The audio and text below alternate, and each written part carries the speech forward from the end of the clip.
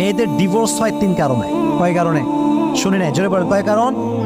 এক, যেই মেয়ে কথায় কথায় ঝগড়া করে, কথায় কথায় জেদ দেখায়, সেই মেয়ের সংসার বেশি দিন টেকে না। কিছু মেয়ে জেদি টাইপের আছে, এরকম মেয়ে যুবক ভাইরা আছে না নাই?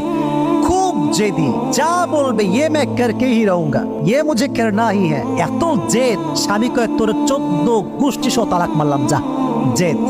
জেদ রাখা যাবে না। যারা আমাকে অনলাইনে শুনবেন প্রিয় বোনেরা, I am requesting you from my heart, আপনি এই জেদি টাইপের অ্যাটিটিউড বিলং করবেন না, 1 নাম্বার। 2 নাম্বার, নারীদের ডিভোর্স যে কারণে হয় সেটা হচ্ছে মুখে মুখে তর্ক করে।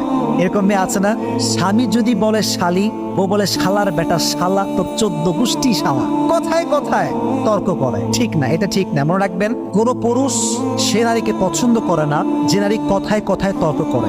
নারীর সবচেয়ে সুন্দর গুণ হচ্ছে নারী হবে বিনয়ী, নারী হবে সভ্য, নারী কথায় কথায় তর্ক করবে না। এমন নারী যদি কোনো মেয়ে হতে পারে, পুরুষ তার প্রেমে পড়বে, পুরুষ তাকে ভালোবাসবে, আজীবন তার সঙ্গে সংসার